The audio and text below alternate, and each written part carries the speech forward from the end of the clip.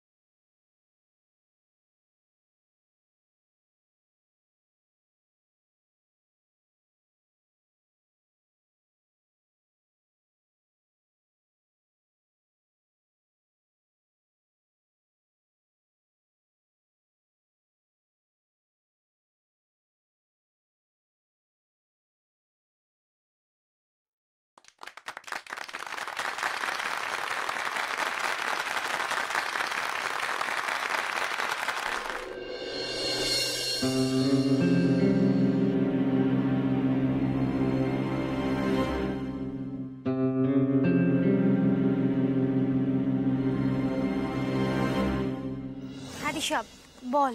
সন্ধে তো প্রায় শেষ হতে চললো, আমাদের প্ল্যান নিশ্চয়ই এতক্ষণে সাকসেসফুল হয়ে গেছে। না রে, হয়নি সাকসেসফুল।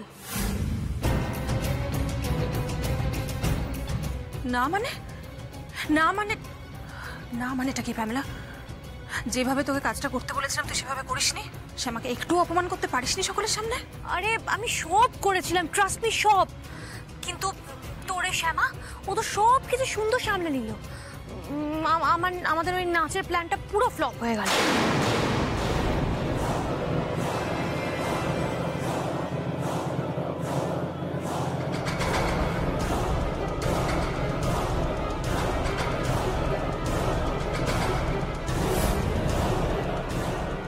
এবার তুই বল কি করব?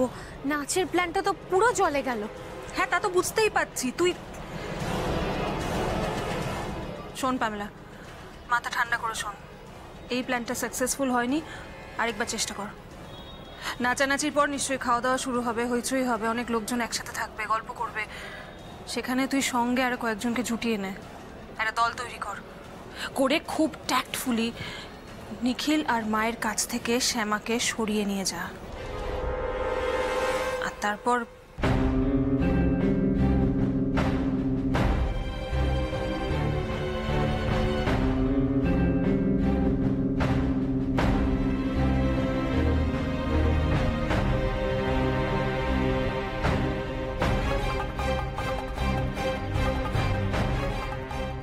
কি হলো, ঠিক আছে তো? বাহ, এই আইডিয়াটা কিন্তু ভালো। কিন্তু দিশা, তোর শাশুড়ি কি ছাড়বে? ছাড়বে মানে? ছাড়িয়ে নিয়ে যাবি, সেই দায়িত্ব তো তোর। ওকে ওকে, আমি একটা ট্রাই করে দেখছি। আমি এখন রাখছি, ওকে, বাই।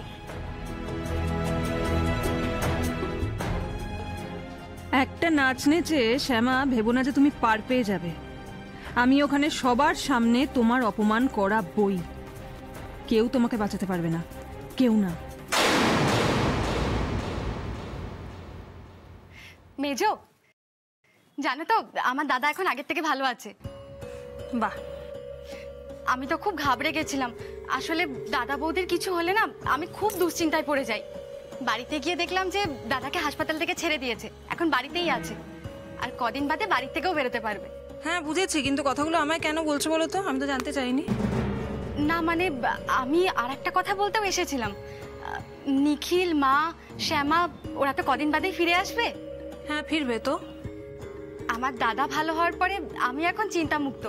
তাই তোমার দাদা বলছিল যে আমরা সবাই মিলে যদি কোথাও একটা ঘুরতে যেতে পারি, মানে ওরা 3 জন, আমরা 3 বউ, আর বাবা মাও যদি যান, কত ভালো হবে বলো? কি ওরা বেড়াতে গেলেও কি গেল না, তোমরা এদিকে তোমাদের প্ল্যান বানাতে শুরু করে দিয়েছো? এত সাহস কোত্থেকে হয় তোমাদের? পারমিশন কে দিয়েছে তোমাদের প্ল্যান করার? আবার সেই কথাগুলো আমাকে বলতে এসছো? আমাকে? আচ্ছা তুমি কি কোনোভাবে নিজেকে আমার সমান ভাবতে শুরু করেছো নাকি? ভাবলে কি করে আমি তোমাদের সঙ্গে বেড়াতে যাব? সেই যোগ্যতা তোমাদের কারুর আছে? এই যে আমার সামনে দাঁড়িয়ে এতগুলো কথা বলছো, সেই যোগ্যতাটুকুও কি তোমার আছে?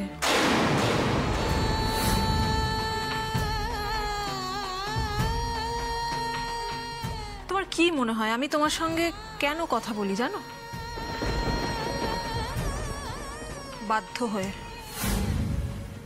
তুমি আমার বড় যা, এই বাড়ির বড় বউ, তাই আমি বাধ্য হই তোমার সাথে কথা বলতে। বিশ্বাস করো, আমরা এক বাড়িতে থাকি, একসঙ্গে কাজ করি, খাওয়া দাওয়া করি, একই টেবিল শেয়ার করি। এইসব কারণের জন্যই আমি বাধ্য হই তোমার সঙ্গে কথা বলতে। তা নয়তো তোমার সঙ্গে কথা বলার না আছে কোনো কারণ, না আছে আমার কোনো ইচ্ছে।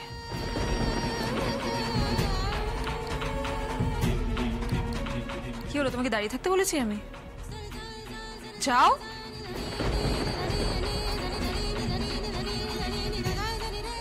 চত্ব সব আদিক্ষেতা, খেয়ে দে কাজ নেই, এদের সঙ্গে নাকি ঘুরতে যেতে হবে আমায়। এদিকে শ্যামাকে যতক্ষণ না অপদস্থ করতে পারছি আমি তো কিছুতেই স্থির থাকতে পারছি না। না না, এই প্ল্যানটা সাকসেসফুল হবেই। এইবার আর তোমার রেহাই নেই শ্যামা, রেহাই নেই। আপনার নাচ দেখে রিয়েলি আমি খুব খুশ হয়েছি মিসেস শ্যামা চৌধুরী। আপনাকে আমি দেখছিলাম যে আপনি নার্ভাস হয়ে ফ্লোরেই আসতে চাইছিলেন না। দেখেন আপনার হাজবেন্ড কতখানি কনফিডেন্ট আছে। হ্যাঁ, আমি তো প্রথমে দেখে বুঝতেই পারছিলাম না যে আপনি ফার্স্ট টাইম বল ডান্স করছেন। মিসেস চৌধুরী, মিসেস চৌধুরী, আমি শুনিয়েছিলাম কি আপনার বৌমা গ্রামের বাড়িতে বড় হয়েছে, লেকিন she is very good learner. হ্যাঁ, অত তাড়াতাড়ি একটা মিউজিক্যাল রিদমকে কি করে গ্রিপ করে নিল? No no no, I didn't expect. আপনার মধ্যে একটা ওই মিউজিক্যাল একটা সেন্স আছে, নন মিউজিক্যাল লোকের মধ্যে এরকম সেন্স কিন্তু দেখা যায় না। No no no. আচ্ছা, আপনি কি মিউজিক চর্চা করেন? না না, উনি মিউজিক চর্চা করেন না। আসলে উনি কৃষ্ণ ভক্ত, আর বৈষ্ণব কালচারেই মিউজিক রয়েছে। হ্যাঁ, সত্যি শ্যামা খুব কৃষ্ণ ভক্ত। আপনার বৌমাকে দেখে আমি কিন্তু বহুত খুশি হয়েছি, খুব খুশি হয়েছি আমি। রিয়েলি ওর মধ্যে না অনেক গুণ আছে, অনেক কোয়ালিটি আছে। ওকে মিসেস চৌধুরী, আপনারা এনজয় করেন। হ্যাঁ, আমি একটু দেখে আসি ওদিকটা, প্লিজ। তাই দেখিল, অনেক হয়েছে, চ ঘরে চ, বিশ্রাম নিবি চ। কেন বুঝছিস না, এখানে যতক্ষণ থাকবি আবার একটা কিছু করতে বলবে, তখন কিন্তু তুই মুশকিলে পড়বি। আরে শোন, একবার ধরে বেঁধে বল ডান্স করিয়ে দিয়েছিস বলে যা বলবে তাই করে দেবে এমনটা তো নয় বাবা। আর কাল সকালে নিলাম আছে না, ভুলে গেছিস তো? হ্যাঁ ভুলে গেছিস, কত ঝক্কি বলতো। বিশ্রাম নিবি চ বাবা, তোর বাবার কথাটা মনে রাখিস, ভুলে যাস না বাবা। হ্যাঁ, এখানে তো তুই তোর বউকে নিয়ে ঘুরতে আসিস নি। গোডাউন গুলো কিন্তু আমাদের কিনতেই হবে। কিনবো মা, কিনবো, তুমি একদম টেনশন নিও না। বিজনেস পারপাসে যখন আমরা এখানে এসেছি, বিজনেস পারপাস আমরা ফুলফিল করবোই মা, ঠিক আছে? ওয়েল ডান নিখিল, ওয়েল ডান শ্যামা। মাসিমা, আপনার বৌমা কিন্তু দারুণ পারফর্ম করেছে। আপনার যদি আপত্তি না থাকে তাহলে আমরা ওকে নিয়ে একটু ওইদিকে যেতে পারি?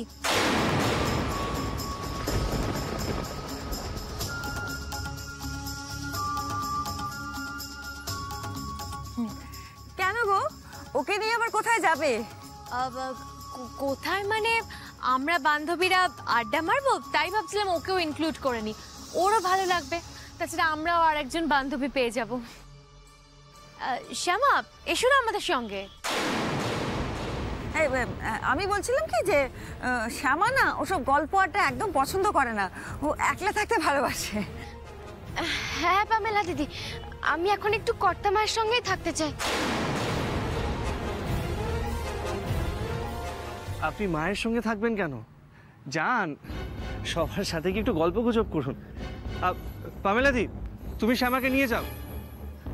এমনিতে উনি একটু চুপচাপ থাকতে পছন্দ করেন, কিন্তু সুযোগ পেলে কিন্তু অনেক কথা বলে। কি তাই তো? গ্রাম থেকে এসছে বলে ওনাকে বোকা ভেবো না। উনি কিন্তু যথেষ্ট ইন্টেলিজেন্ট। এই শহরের অনেক লোকজনদের টেক্কা দিতে পারে। যান যান। তাই নাকি নিখিল? বাবা, তুমি তো দেখছি তোমার বউকে নিয়ে খুব কনফিডেন্ট।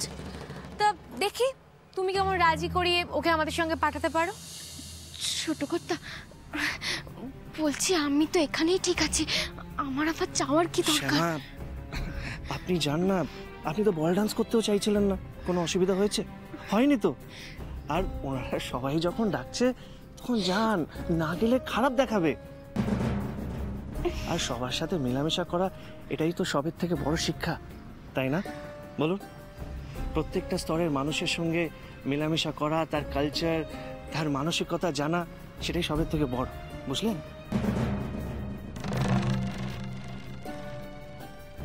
এবার যান। কিন্তু ছোট কর্তা। শ্যামা, আমি জানি আপনার ওনাদের সাথে অনেক ফারাক, কিন্তু কিছুক্ষণ কথা বললে তো আপনি মানুষটা আর পাল্টে যাবেন না, আর আপনাকে পাল্টাতেও হবে না, বুঝলেন? যান, তাই নিয়ে যাও। শ্যামা, এসো এসো।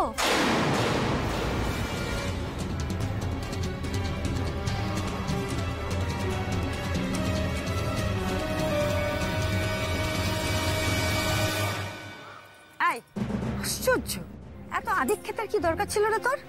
তুই জানিস না কখন কি বলে কি করে ঠিক নেই, কি বলে ফেলবে। উফ বাবা, আবার কি ঝামেলা পাকিয়ে বসে। দেখ, চৌধুরী বাড়ির মান ইজ্জত না ডোবালে তোমার চলছিল না, তাই না? মা, তুমি মিচি মিচি টেনশন নিচ্ছ। শ্যামার যথেষ্ট বুদ্ধি আছে, উনি ঠিক ম্যানেজ করে নেবেন, বুঝলে? হ্যাঁ মা।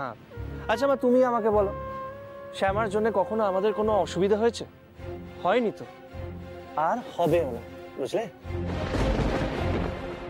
হ্যাঁ হ্যাঁ, চলো চলো শ্যামা, চলো এদিকে এদিকে।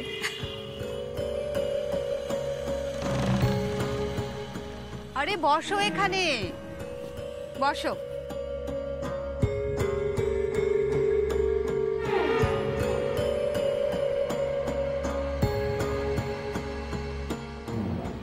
কি গো শ্যামা, চুপ করে আছো কেন? তুমি তো যথেষ্ট স্মার্ট বলে মনে হলো এতক্ষণ, আর বরের সাথে তো ভালোই ডান্স করলে। এই তো কথা বলছি তো। আর ওই যে কি একটা বললেন না, অত শত বুঝি না, শুধু এইটুকু জানি যে আমি যেমন তেমনই। সেটা ঠিক আছে, তুমি যেমন তেমনই থাকো। তারপর বলো শ্যামা, আরে শুনেছি তোমার বাপের বাড়ি নাকি অজপাড়া গায়ে?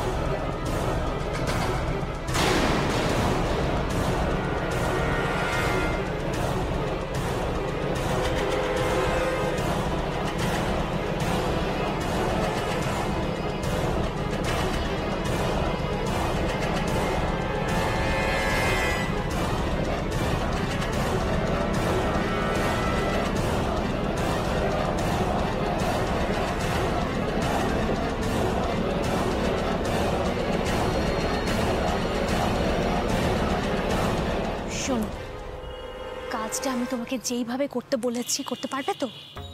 বাইরে থেকে দেখে মনে হবে অরেঞ্জ জুস, কিন্তু গ্লাসের ভেতরে থাকবে। ওকে ম্যাডাম, আর বলার দরকার নেই, বুঝে গেছি।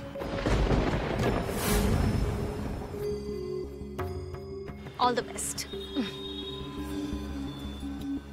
কি গো, তোমরা নিখিলের বউয়ের সঙ্গে এত কি কথা বলছো?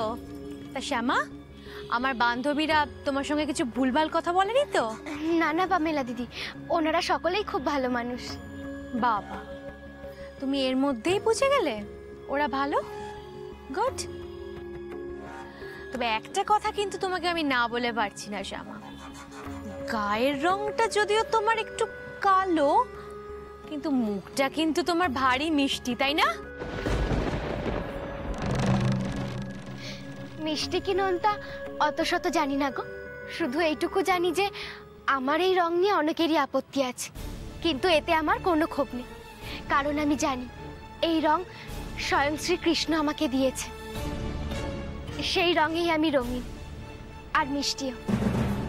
বাহ, দারুণ কথা বলো কিন্তু তুমি। ওর বর কিন্তু আগেই বলেছিল জানো তো, যে ও খুব সুন্দর কথা বলে।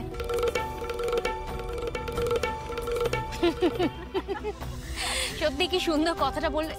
এই তো ড্রিঙ্কস এসে গেছে, ওদিকে দিয়ে দাও। শ্যামা, এই নাও, টেক ইট।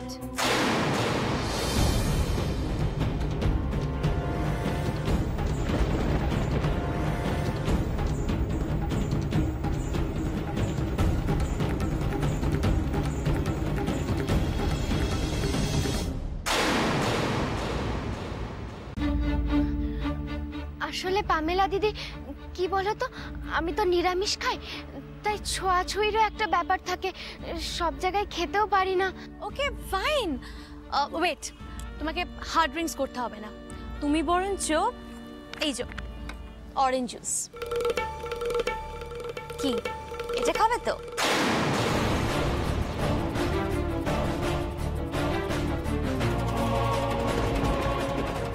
এটাতে আশা করি তোমার কোনো প্রবলেম নেই, রাইট? খেয়ে নাও। Come on everybody, cheers!